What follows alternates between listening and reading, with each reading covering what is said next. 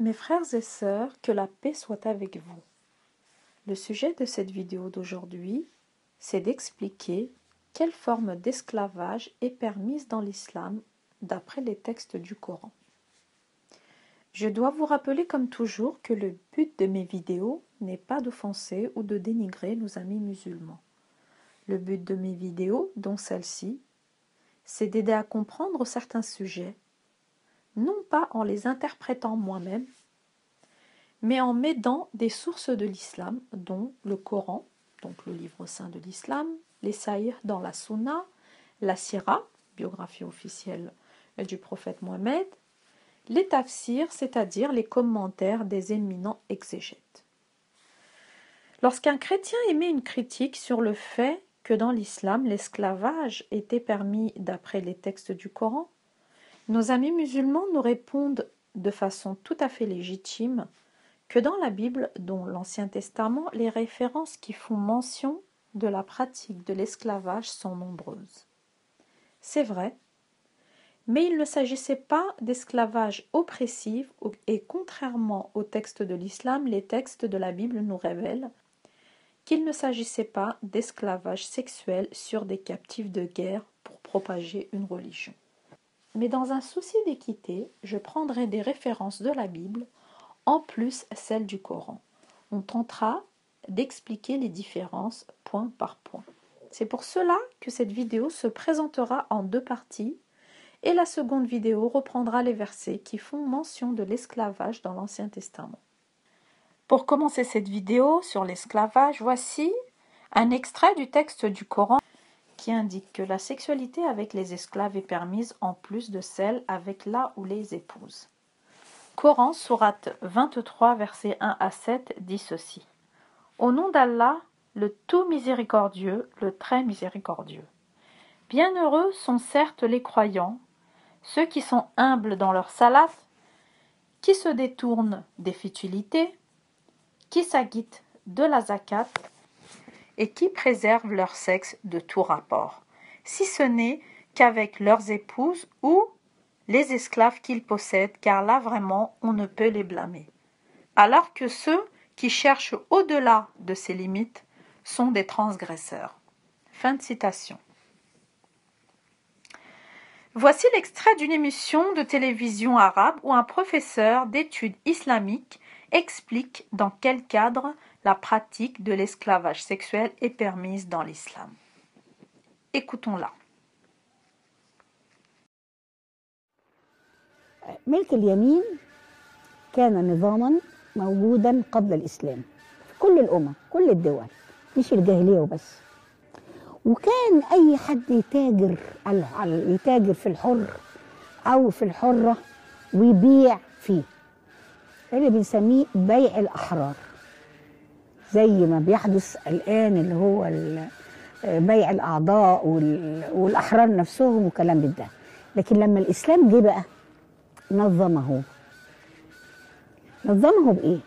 إن لا يكون إلا عن طريق الحرب المشروعة بين المسلمين وبين أعدائهم فأسرى الحرب من النساء هم ملك اليمين بمعنى إن عشان أذلهم بيصبحوا ملكا للقائد أو للجيش أو للمسلم يستمتع بيهم كما يستمتع بزوجاته. Donc, si nous comprenons bien, d'après ce professeur d'études islamiques, elle dit aux musulmans qui l'écoutent que l'esclavage sexuel est permis sur les prisonnières de guerre car elles deviennent celles que l'on possède. Selon elle, en vue de leur humiliation, ces femmes deviennent la propriété d'un chef militaire musulman ou d'un musulman tout simplement. Je vais vous démontrer que ce que dit ce professeur d'études islamiques n'est pas faux, car d'après les préceptes de l'islam, en plus des 4 épouses maximum, dites légitimes, les musulmans peuvent avoir des esclaves sexuels d'après les textes. Je vous en ai lu un extrait, mais il y en a d'autres, que je vais vous lire dans la suite de cette vidéo. Évidemment, il n'est aucunement question de stigmatiser 1,4 milliard de musulmans dans le monde. Les musulmans dans leur majorité ne pratiquent plus ce genre de préceptes, même si d'après l'islam le Coran est applicable jusqu'à la fin des temps et donc la parole d'Allah englobe le passé et l'avenir. Cette prescription figure dans les textes de l'islam et c'est la raison pour laquelle les gens de Daesh abusent de femmes qu'ils capturent pour en faire des esclaves sexuels puisqu'elles sont leur propriété, comme l'explique ce professeur d'études islamiques. Voici quelques images d'un documentaire qui dénonce la pratique de l'esclavage sexuel pratiqué par les gens de Daesh. À quelles conditions une femme peut-elle être réduite en esclavage? Quand la battre et la violer? 27 questions au total et autant de réponses, courtes et glaçantes. Publié il y a une dizaine de jours par le département des prisonniers et des affaires de la femme de l'État islamique, le document prend donc la forme d'un questionnaire simpliste. En résumé, toute femme de confession autre que musulmane peut être faite esclave, son propriétaire peut la violer quotidiennement et la frapper, sauf au niveau du visage. Exemple de question, est-il permis de violer une fille esclave avant sa puberté? Oui, répond le document. La barbarie théorisée en somme. Un autre écrit de l'État islamique fixe le prix des femmes esclaves, l'équivalent de 34 € entre 40 et 50 ans, 4 fois plus si elle a moins de 10 ans. Au gré de ses victoires en Syrie et en Irak, l'État islamique a capturé des dizaines de milliers de personnes. Les hommes doivent se convertir à l'islam ou mourir. Les femmes, elles, seraient au moins 5000 à servir d'esclaves sexuels. Pour comprendre cette pratique prescrite dans le Coran et pratiquée par les gens de Daesh ou de Boko Haram, un retour dans l'histoire de l'islam s'impose.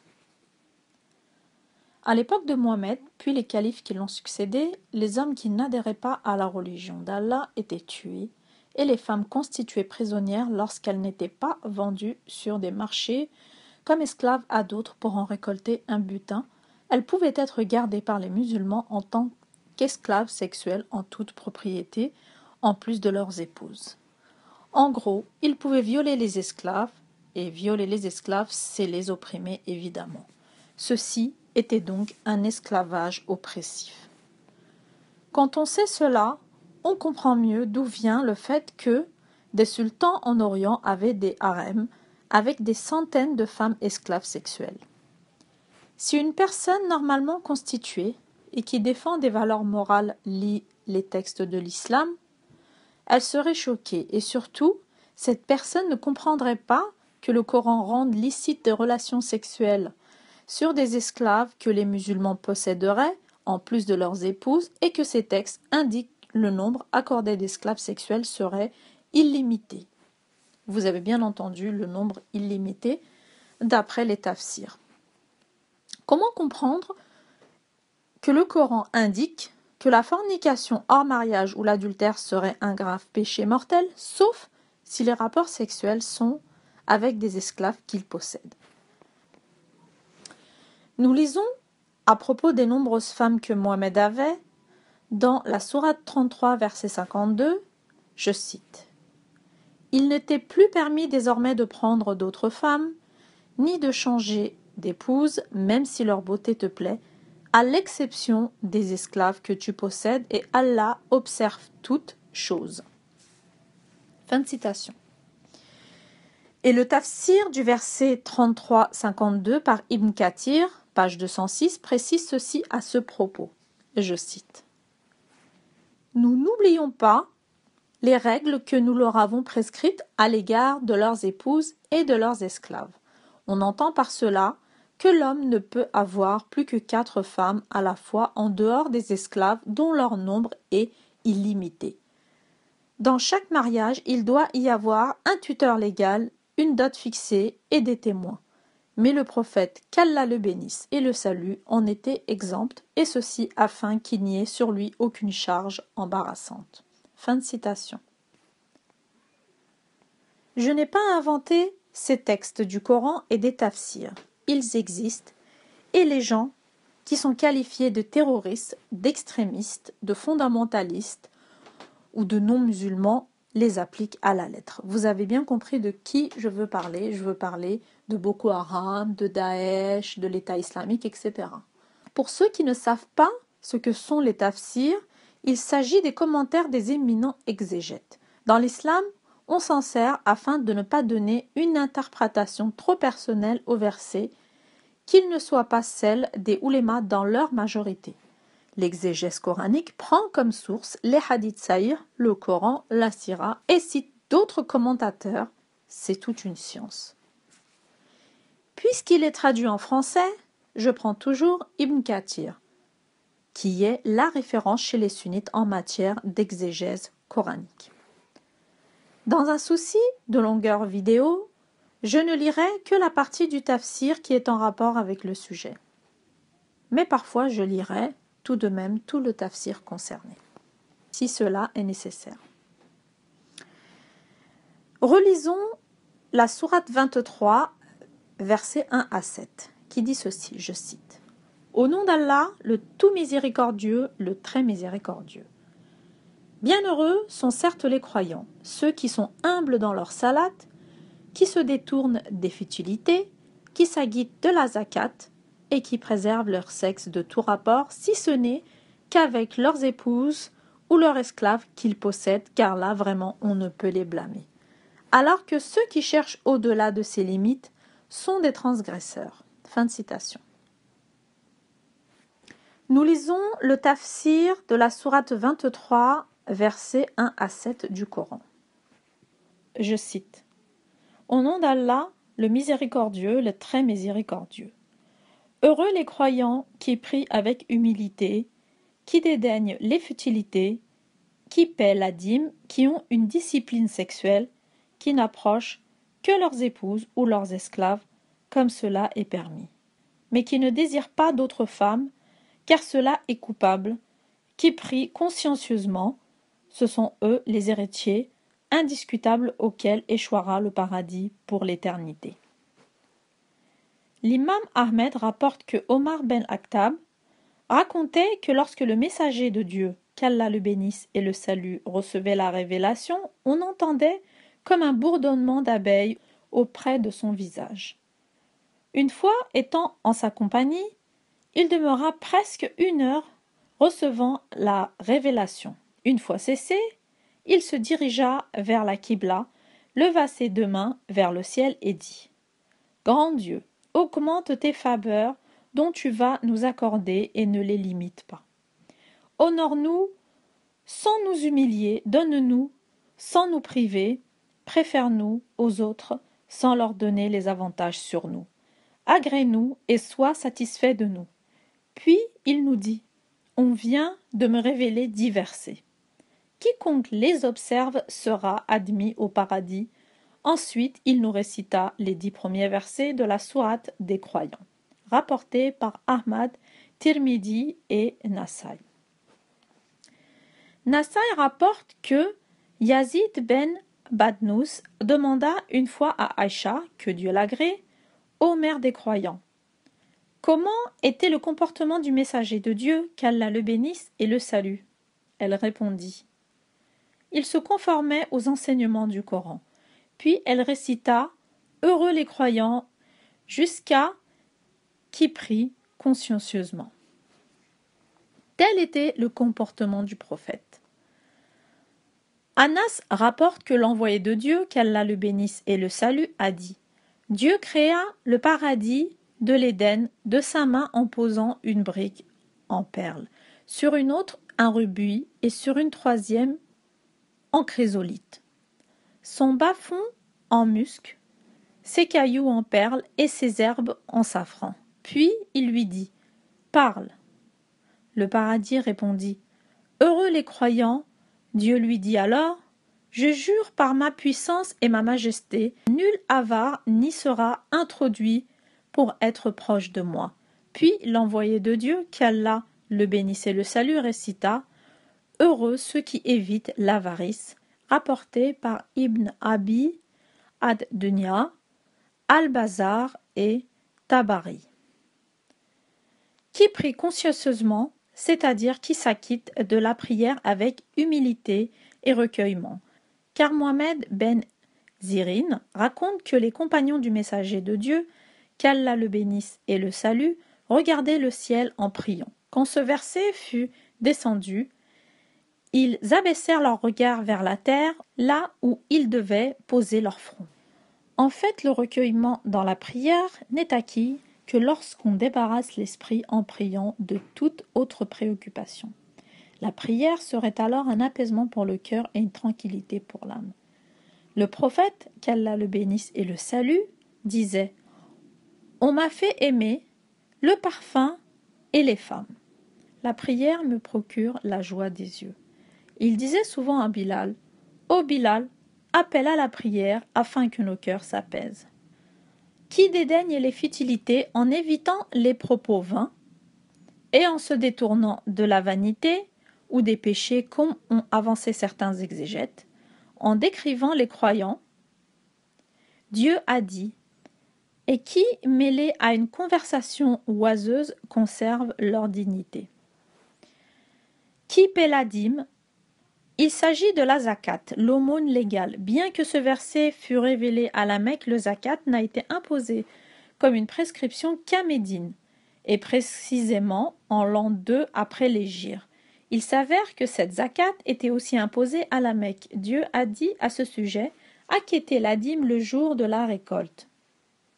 Coran, chapitre 6, verset 141, à savoir que la sourate du bétail Coran, chapitre 6, fut révélée à la Mecque.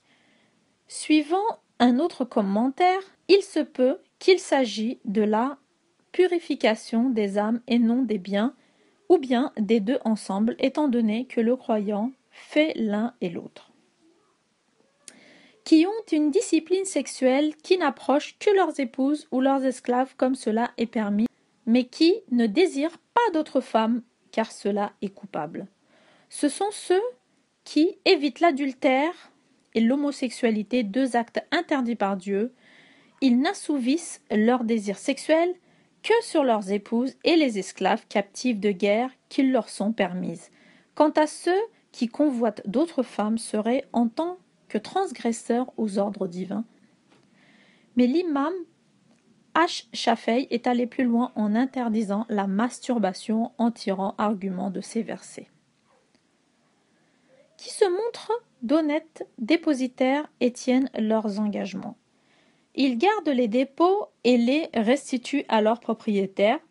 Ils respectent et tiennent leurs engagements conclus envers les autres sans être des hypocrites, desquels le messager de Dieu, qu'Allah le bénisse et le salue, a dit « Trois caractères distinguent l'hypocrite. Il ment quand il parle, manque à sa promesse et trahit le dépôt. » Qui prie consciencieusement, c'est-à-dire en accomplissant les prières à leurs heures déterminées. À ce propos, Ibn Mas'ud rapporte « J'ai demandé au envoyé de Dieu quelles sont les œuvres les plus aimées de Dieu.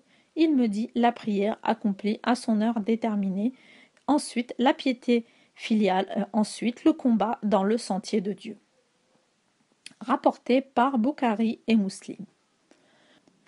Fin de citation, pas besoin d'aller plus loin, le reste ne concerne pas l'esclavage. Donc, ici encore, le tafsir de ces versets coraniques laisse entendre, en gros, que la fornication hors mariage et l'adultère seraient un grave péché mortel, sauf si les rapports sexuels sont avec des esclaves faits prisonniers de guerre. Allez comprendre la logique de tout ceci. Nous lisons la sourate 70, versets 27 à 30, que je cite.